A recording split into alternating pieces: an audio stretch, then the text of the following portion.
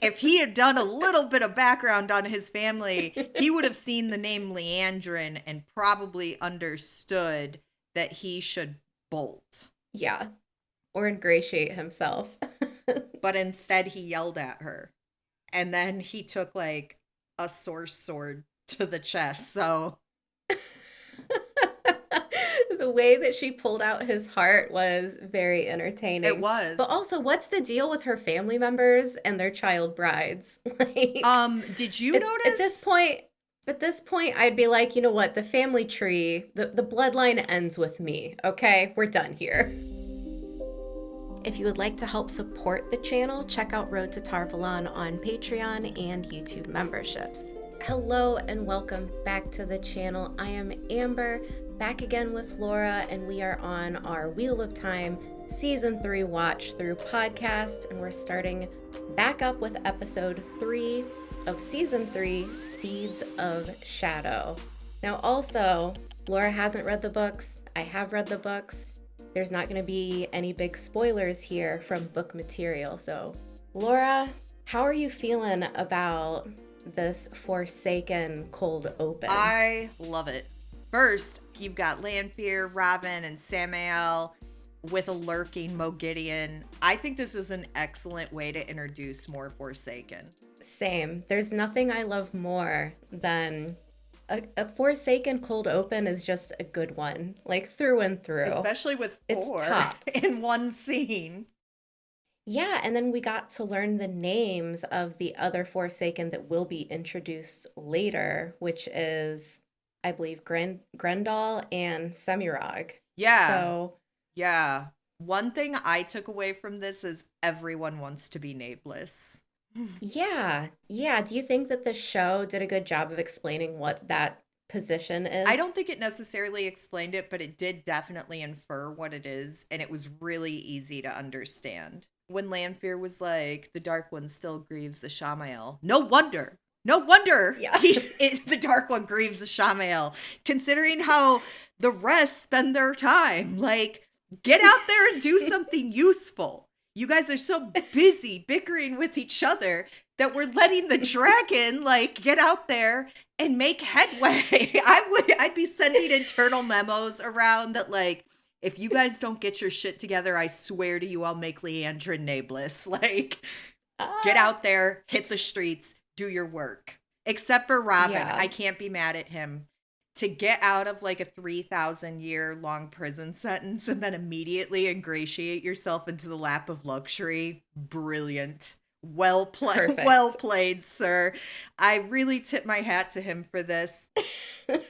Letting everybody fight over who's going to be in charge while you're busy, like, swimming. Drinking wine. Swimming in wine, fun foods, like parties, a good time, relaxing as consort, not having to really do any work. Like, great outfits. Everybody should be as brilliant as him. Does he? Oh, just wait till you meet Grendel, because she's a whole vibe. She passes the vibe check immaculately. Does Robin actually want to be nameless? Because, like, that was one thing where I wasn't sure if he wanted to be nameless. Like, we know Lanfear does. We know Samael probably does. We know Mogideon definitely does. But, like, does Robin? I don't know. I mean, I think to a point they all do, because, you know, like, there's perks there, but I don't know where the show will take of being nameless. Yeah, what's the perk package? You're the chosen that's in charge. You pretty much rule over the other Forsaken. So you're calling the shots. So same salary, more responsibility. To an extent, but there's not really... So at least in the books, it doesn't really feel like there's a lot more responsibility. Like, it's more just like a title. Okay. The whole nameless thing, like, cracks me up, because it's like, who cares? Who wants that? But everyone wants to be daddy's favorite. Right. And also, now I know why Leanne forgot Gabriel's name. Why Elaine hesitated for a second when she saw him. This dude can weave some weaves, and they're completely invisible. Yeah, this is the thing.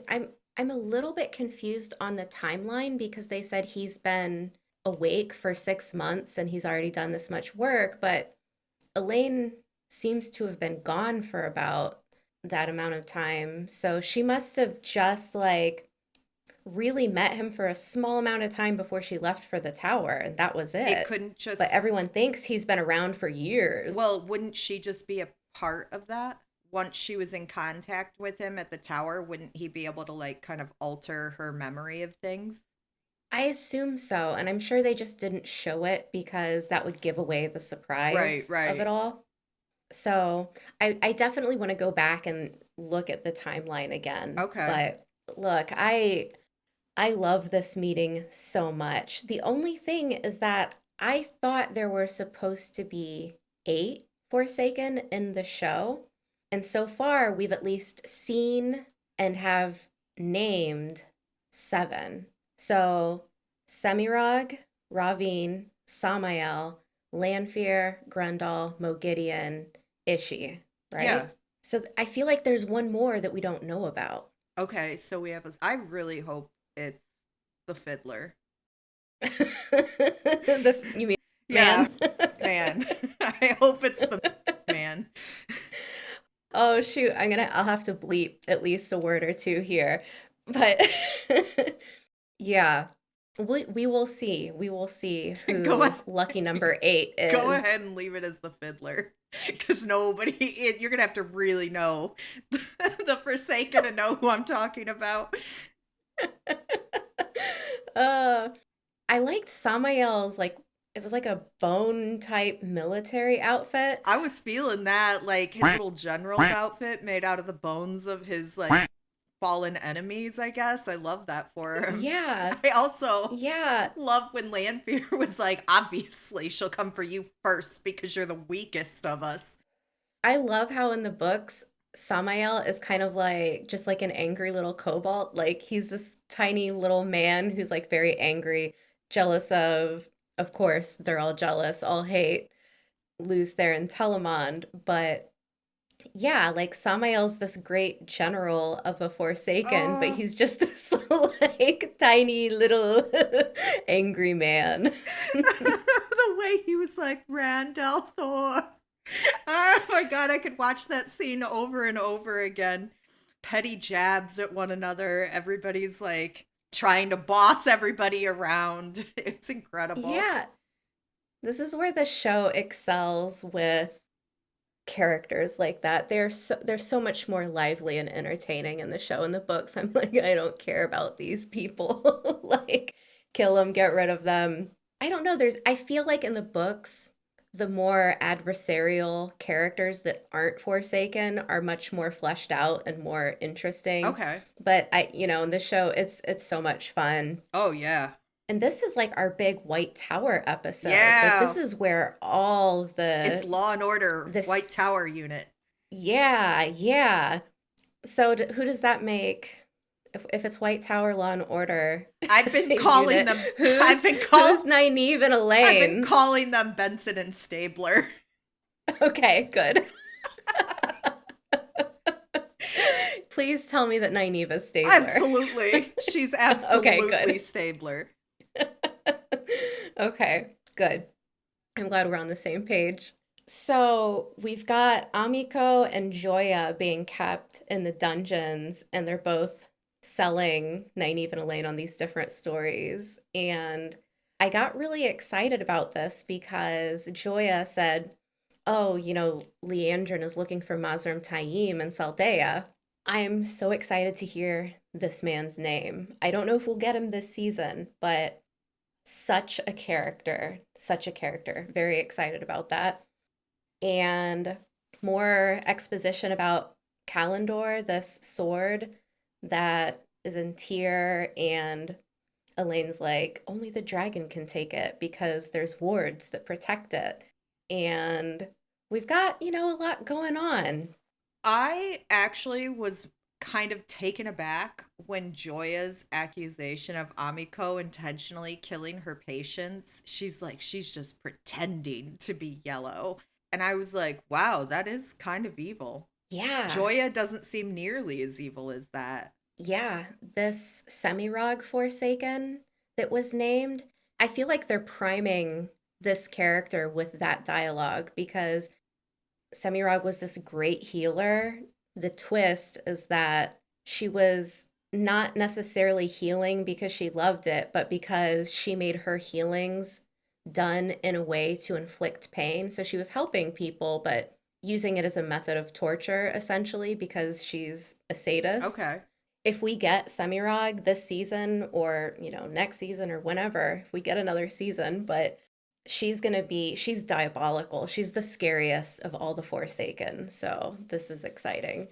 When we look at like Benson and Stabler here, I think that going to Leandrin's son's room was a really sharp thinking on Nynaeve's part.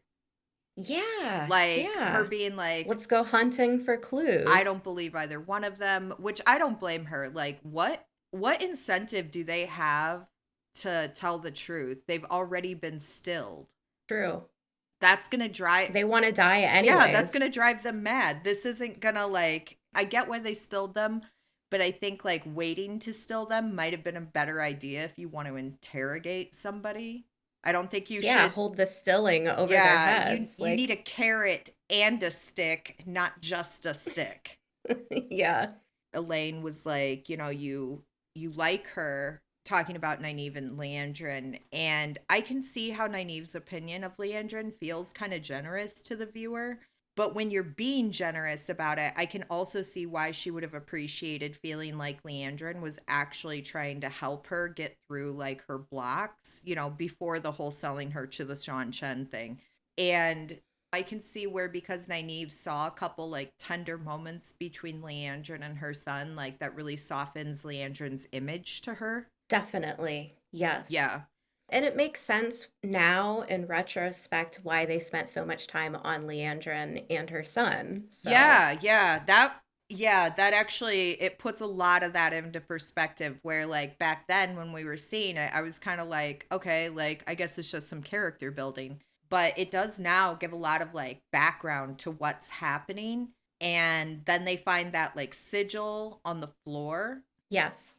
And then I wish there had been a little bit of exposition about a little more detective work, because then like we get to like where they're looking at it in a book. Mhm. But while that's happening, a gray man shows up. Do you want to be gray, Chai Chim? Now we found out what happened to Chai Chim. Yeah, we did. He wants to be gray, not great. But how did Nynaeve see him? Because I thought like the whole point was you exchange your soul to the dark one in exchange for like basically invisibility. So he's not invisible. He's just like a stealth assassin. Okay. Yeah, you can still see them, but they're able to kind of, like if you're in a crowd or whatever, they're just not really noticeable. Okay. In the show, they made them definitely more noticeable because they look zombified. In the books, it's based on like spycraft. I think there's an actual term, like a gray man. Like you're taught to be unnoticeable, like CIA tactics. Yeah, this whole thing though with like presumably Varen being the perp for the gray man's killing. Right? What why did she why pretend after the fact and be like, "Oh gosh, what happened here?" What a twist. How surprising. But also, again, sharp on Nynaeve's part, because she was like, did you notice she didn't ask about the knife sticking out of his chest? Yeah.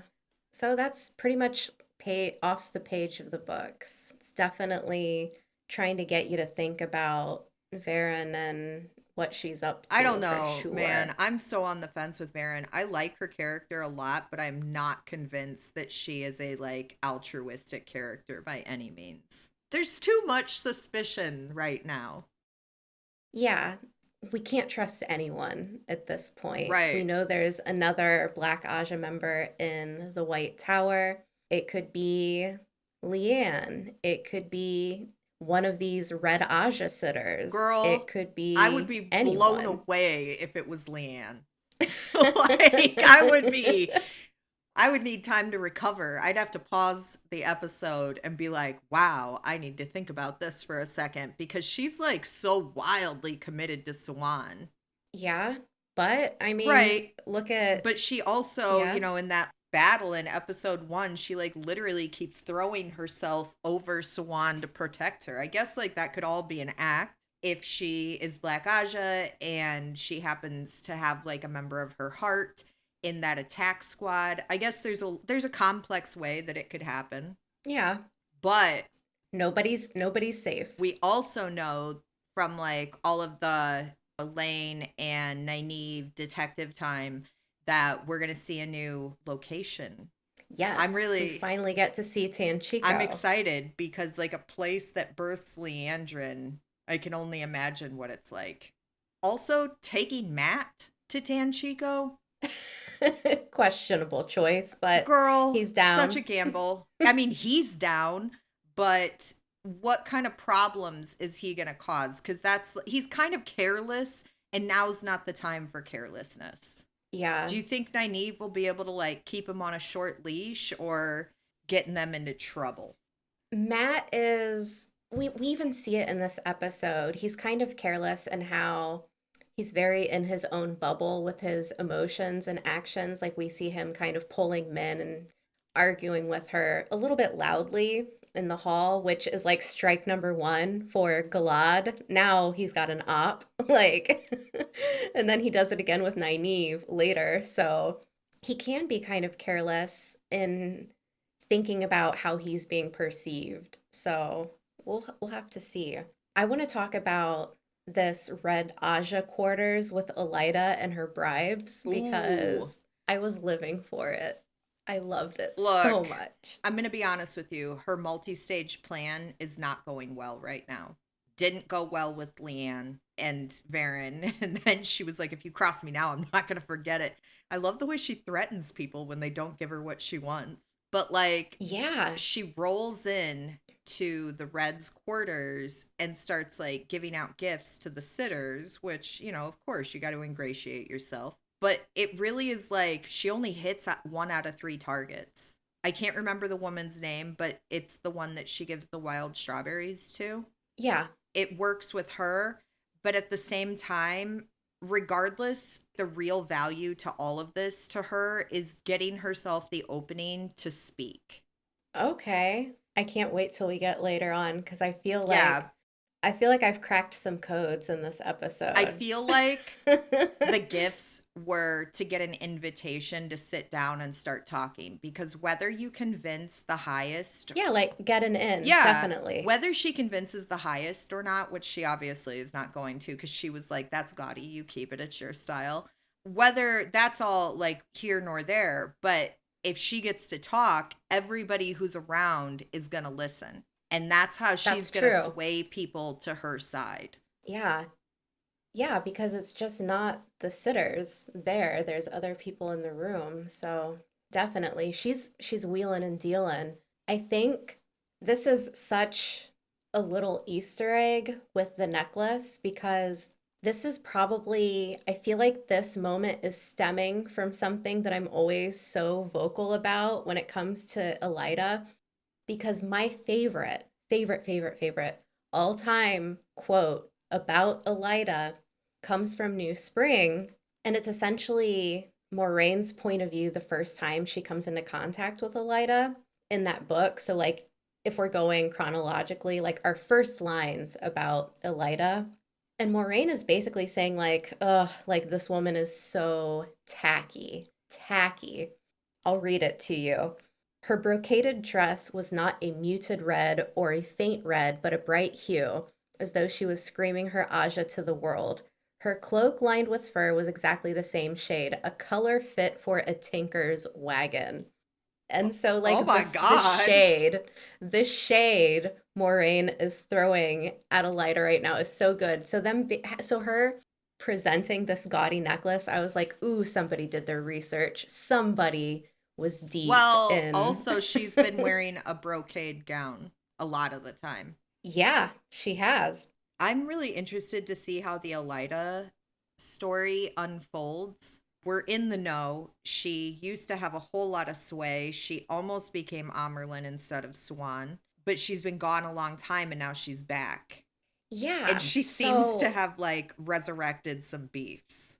yes. So here's the play-by-play on Elida's plan as it like happens through the episode. We cut to her, Elida and Min talking about foretelling and you're a seer, and we learn that Elida has became an advisor to Morghese because she had this foretelling that Andor is going to play this key role in the last battle. We see this bracelet that Min asks if it's a part of her foretelling, and Elida says, of a sort. This is not a book thing. I don't know where this is going, but I've got that like underlined.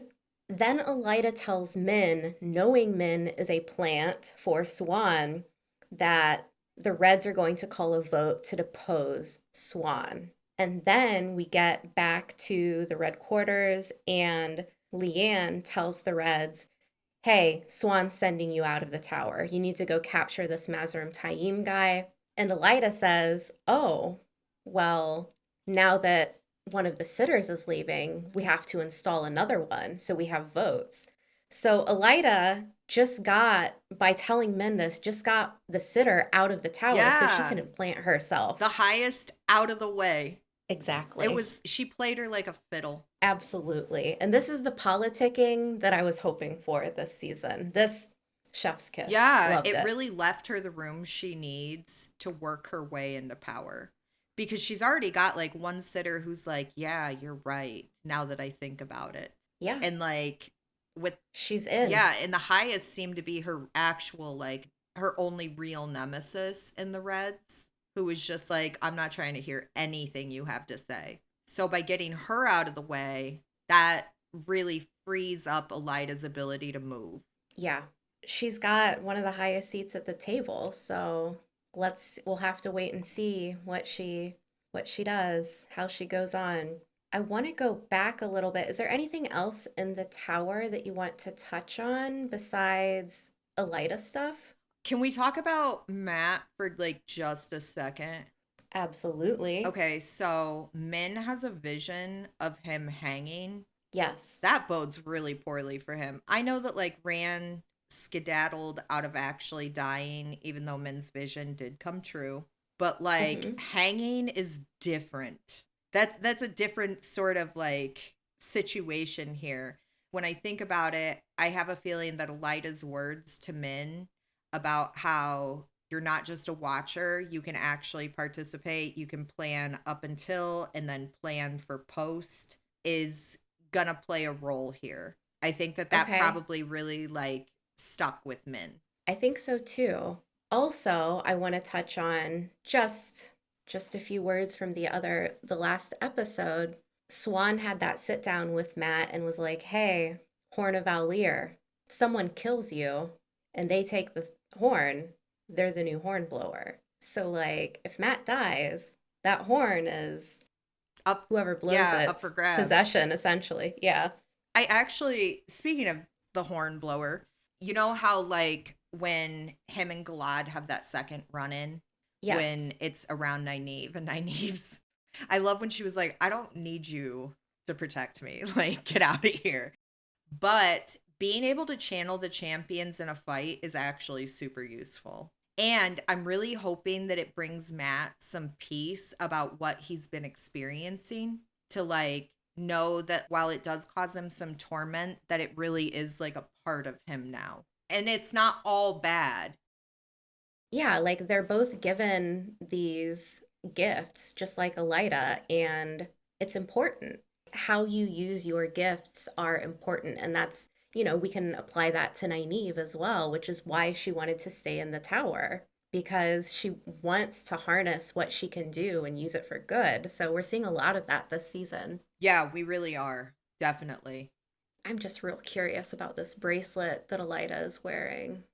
There's something up with that, and The I don't look on know. her face when Min said something to her about it Mm-hmm. was like, okay, something's going on there. Definitely. Yeah. Do you want to move to Aiel stuff? Yeah, let's do it. So in the Waste, we learn Egwene was actually in Bear's dream. So she's got a talent here. This is hard to do, enter someone else's dreams. She's on her way to becoming this powerful, powerful dream walker. And Bear's like, I'll teach you. But we also learned that the Shido, probably the Shido, this other Aiel clan, are out here running amok, killing Tinkers, which we get even more exposition on about how this is completely honorless and so against the Aiel culture. I mean, killing people who refuse to defend themselves or pick up weapons really does lack honor. Yeah, and it's just, I guess we don't know for certain if it was the Shido or not, but it's also kind of like, we've got another mystery here. Is it another Forsaken? Is Yeah, it who's running something around else? killing the Tuatha on? Yeah, because there's this question of like, well, was the injury made by a sword or a spear? And Land's like, it was a spear. It could have been done by a spear. And they're like, no, no, no. The Aiel would never do that. And then turns out there are some They who would. maybe would. Turns Yeah. out there are some who would. I think that it's really fun how we find out that dreamwalking is that Egwene's the first in many hundreds of years from the tower. Yes. Mm-hmm. So that's not a skill that you can develop. No. You have to just like have the gift, correct? Correct. Okay. And it can be anyone as well. So like you don't have to be a channeler, it can be anyone. Yeah. That's a fun caveat to that because like it does kind of feel like the White Tower wants to make everybody think that the Aes Sedai like hold the rights to everything. Yeah, I mean they definitely see themselves as the top dogs. Yeah, as so. like the keeper of the keys of channeling. But we're learning there are more, specific talents out there. Like Min's got her thing. Elida has foretellings as well. But theirs are Egwene, different from each other, right? yeah, Okay, that's what I was thinking. yeah. But like, can we talk about this bomb that Bear dropped on Egwene this episode? Yes. Okay, Yes. so we find out that there is no possibility that Rena can actually be inflicting damage to Egwene in Tel'aran'rhiod because Rena's dead, which means like we know who this is. We know who this is. But can you imagine like being Egwene in that moment? You find out that it's not at all how you thought it, how you perceived it to be. And not only that, but now you have a secret op. Somebody is out to get you. They know about the Rena stuff, so they're able to utilize it against you, but they're also able to hide behind that cloak of like illusion. Yeah, I mean, Lanfear is essentially gaslighting her to believe that Rena is still alive. Right. It's I mean, and pretty she's not twisted. and Egwene's not like super familiar with Lanfear at this point. No, no. Crazy. It's crazy. It was revealed to the viewer, last episode that it is Lanfear. Now we get to the point where these question marks are forming in Egwene's head, and I'm curious to see what she does with that. Absolutely. She's got her work cut out for her too. Yeah. She's pretty new. She's pretty new to everything, and she's having to off the rip battle with a Forsaken. Yeah.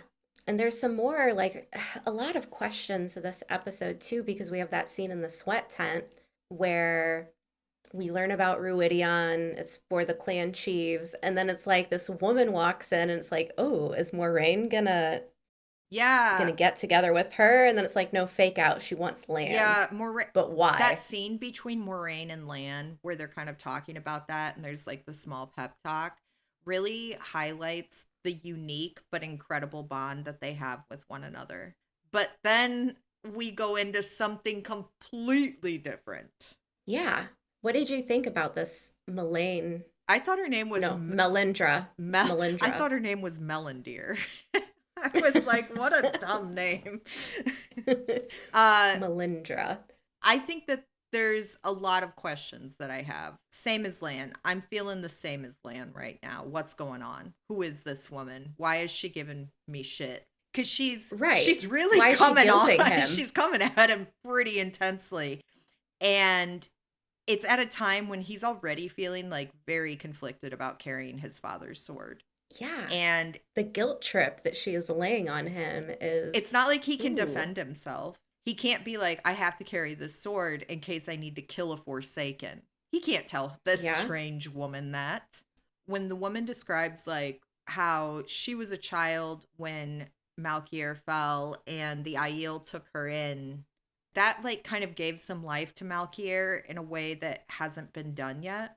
Because there are instances, there are other characters in this story where Malkier falls, they somehow escape and end up just like wandering in the blight. It wasn't just the people who died in that battle that were killed in that battle. Like you have some people who escaped, not many, like refugees essentially, but then you have other people who might have had a fate even worse than death, like wandering through the blight. There's this one character, I'm not going to name them. It's not Melindra, but there is a character that is connected to Lan in a way where they were able to escape and they end up in the blight and essentially like picked up as a child by the side of the shadow. And so like there's all of these terrible things that came after the fall of Malkier, and it, like it's such a tragic story because all of these nations on the northern border towards the blight, their whole system is so intense in terms of their whole lives is just like fighting against the shadow. That's it. Like that's their whole lives. Death could come any second, any day. So they really cherish like living in the moment, and a lot of them are very poetic. And so I like this exposition with this woman Melindra because we're getting to learn more about Malkier and what it's like living under this terrible circumstance. And we also learn about Malkier and what Lan's actual duty is as the king. Yeah, for a second, I was kind of like confused on what her motives were here. Okay. Then it felt like it was to remind him of his duty to Malkier. Yeah. It's his biggest hurdle to get through is where do his oaths lie? Do his oaths lie to Nynaeve, the woman he loves? Does she deserve a man who's going to die?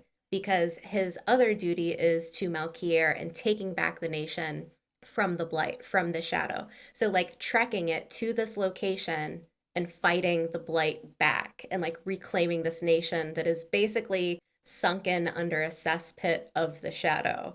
Or is it to Moraine, like finding the dragon reborn? And so it's so conflicting. And yeah, he's being pulled in a lot of directions.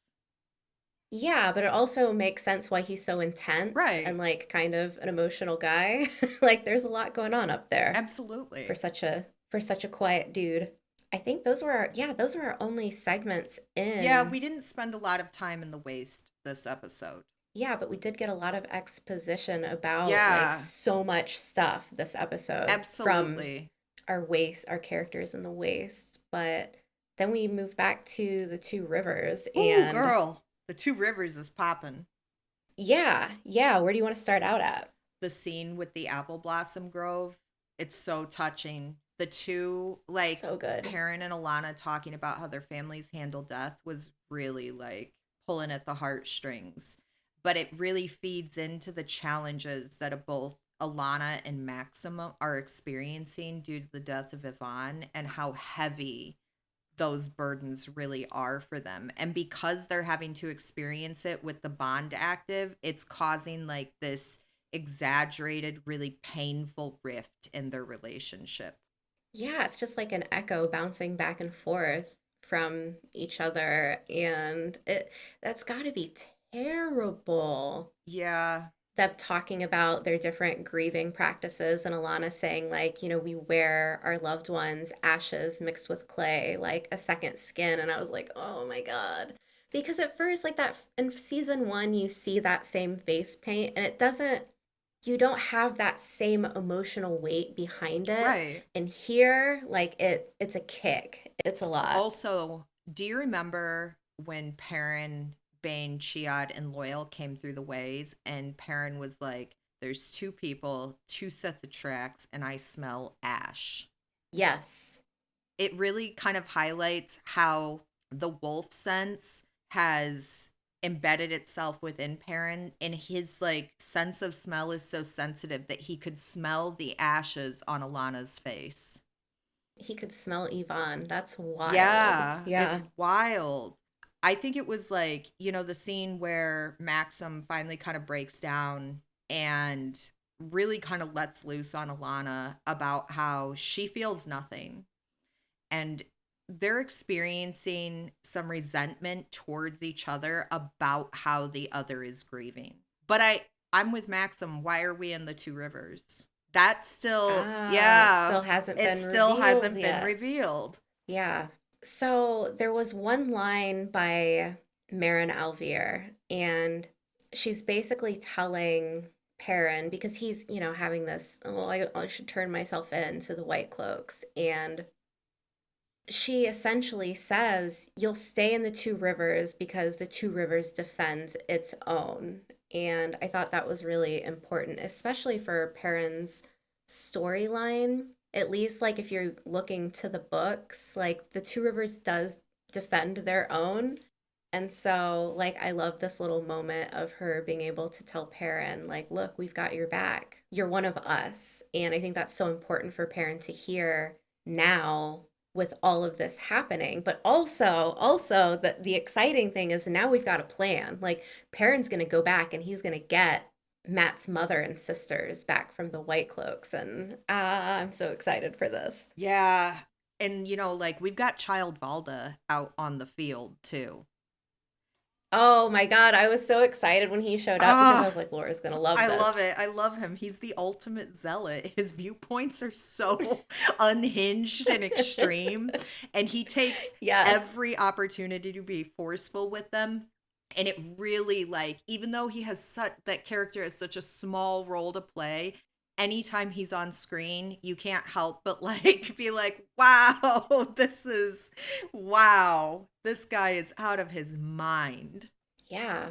So yeah, it was like a little sprinkling of the two rivers this episode. And I guess the only other big aspect to the story is the Leandrin stuff. Yeah, we finally get to Tan Chico. Yeah. I love how everybody went and got extensions. I love that for them.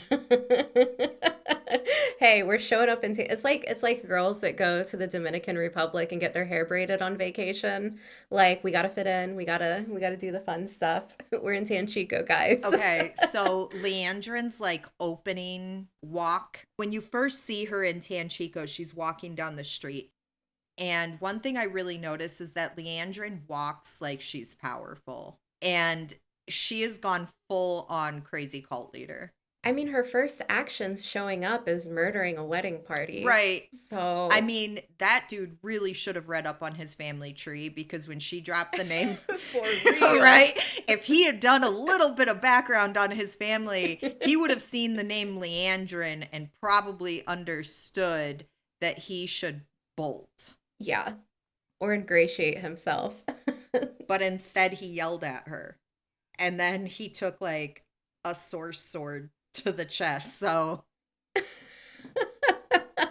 The way that she pulled out his heart was very it entertaining. was. But also, what's the deal with her family members and their child brides? Like, Did you at this notice point, that? I'd be like, you know what? The family tree, the bloodline ends with me. Okay, we're done here. Did you notice that she had an accent? Yeah, she did a bit of code switching once she showed up. Yeah, she definitely did. And then she got upset and the accent went away. We come to find out that this is all like this whole massacre, this whole takeover is all so she can get that sigil painted on the floor. Yeah. And even though she is top tier psychotic, you do feel like, I mean, me personally, I feel like she does have these qualities about her, like as a parent, where you understand that that's her top priority. That sigil getting in its place is her top priority. And I mean, I understand it. Her child was what, 95 years old when he died? Yeah. And And she was 12 when she was pregnant oh with my him. gosh. Yeah. I can only imagine how painful it is for Leandrin to be in that room where her son was born. I'm sure the place is really taking her back in the absolute worst ways. Yeah, I guess this is really going to be her. I mean, it's her origin story, but also like her motivation all throughout like her entire life, but now even more so, more motivation in terms of how she's going to deal with everything that comes after this moment. Okay.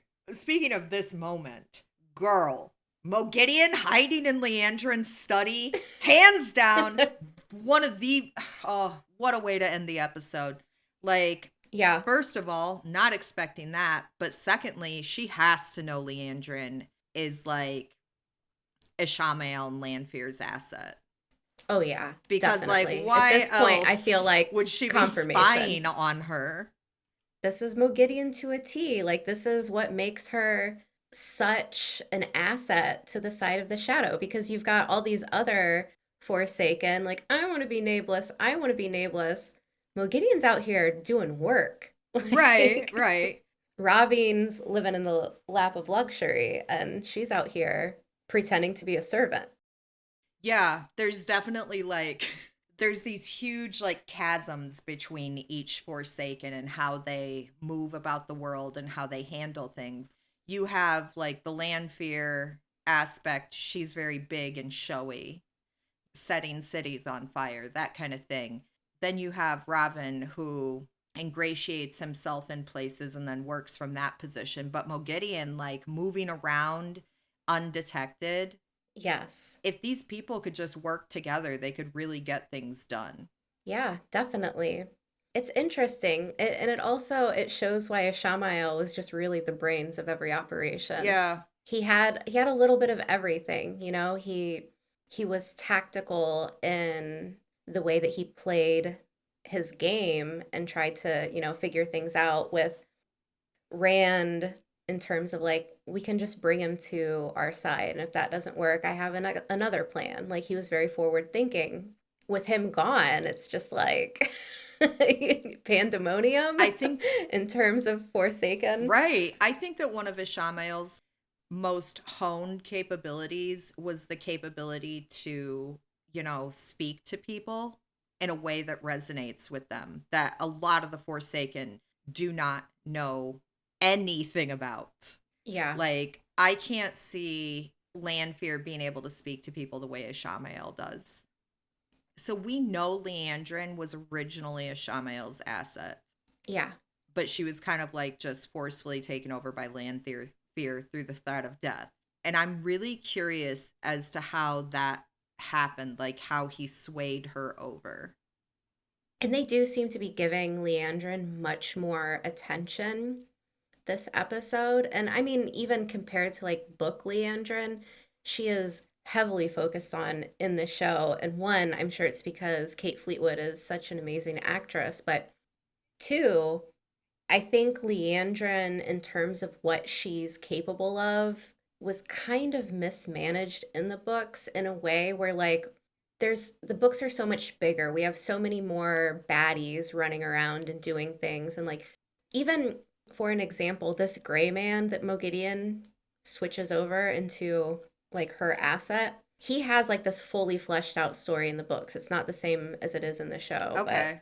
so there's so little time to really give us all of these bad guys in the show. We're going quick. So Right. it makes total sense to really pick a handful, focus on them, flesh them out, and make sure that they get an interesting story instead of just taking little bits and pieces from multiple people.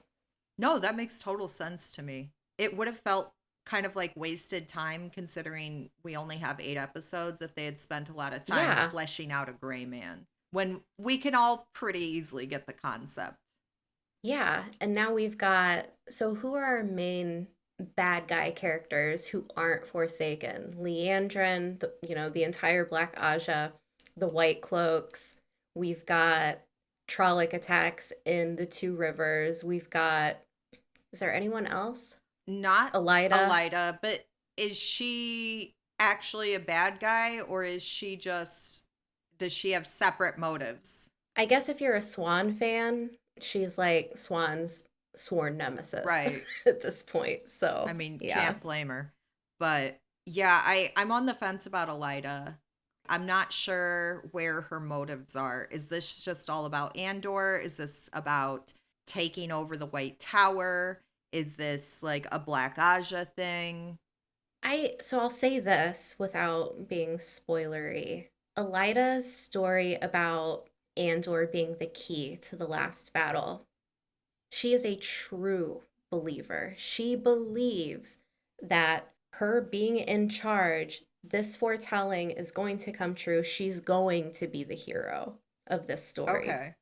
So, I mean, she's just as dedicated to the cause as, someone like Moraine is. The only thing is that, we've spent time with Moraine. We know what her actions are. We understand her character. Elida, we don't have that yet. Right. So she just comes off as like a lunatic, really, like just adversarial because she is. Like she wants power, she wants to be in charge, but she is a true believer. She's very Eamon Valda in her own way. Yeah, I really do enjoy the Zealot characters in this show. Yeah, They're a lot of fun. yeah. Okay, I have one last question. So we have that scene between Lanfear and Rand, and she's all like, "You're gonna get this Calendor, and I'm gonna get the Sarkaran, and then I'm gonna break my oaths when we kill the Dark One." Is that like is that Yeah. a confirmed thing, or is this like I think it could work? She thinks it could work. Okay, so that could go really wrong. Yeah. And here's the thing, Lanfear used to be a scientist. Like like she's not a dummy, but she's got her theories. And I feel like it's never fully confirmed, like what she truly believes versus what she's using just to manipulate Right. Rand. So some people love Lanfear because they do think that she truly just wants out of this. I don't believe that. I don't either. She's just too unhinged. She But wants to be nameless. yeah. I mean, the the need to be nameless alone shows that she doesn't want out of this. She just wants to be in charge. Unless she wants to be in charge so that she can create chaos and get the other Forsaken killed in the process. I mean, that's true, but I don't think she necessarily needs to be in charge for that. Yeah, that's true. Just keep holding secret meetings and insulting everybody. God, Oh. Mogideon got so caught up in being called a coward. She was like, a coward? But I love how, like, like all of the other Forsaken are so splashy, and she's like, no, no, no, I'm just gonna pretend to be a servant. Right. Nothing's beneath her. And so I love Mogideon so much. I enjoy her character a lot. This has been a really fun episode. Yeah. All right. So we're going to wrap it up here. Thanks for listening. We will be back with the next episode. If you would like to keep in touch, you can find me on Blue Sky, Instagram, Discord. If you would like to help support the channel, check out Road to Tarvalon on Patreon or YouTube memberships. Laura, it's been fun. We will be back with the next episode, The Road to Spear. The Road to the Spear? Yeah, The Road to the Spear. This is going to be a banger. I already know. I can't I wait. already know. It's the middle of the season. We're going to get a mid-season. Like, it's going to be great. I know it. Mid-season episodes always show out. Yeah. All right. We'll wrap it up there.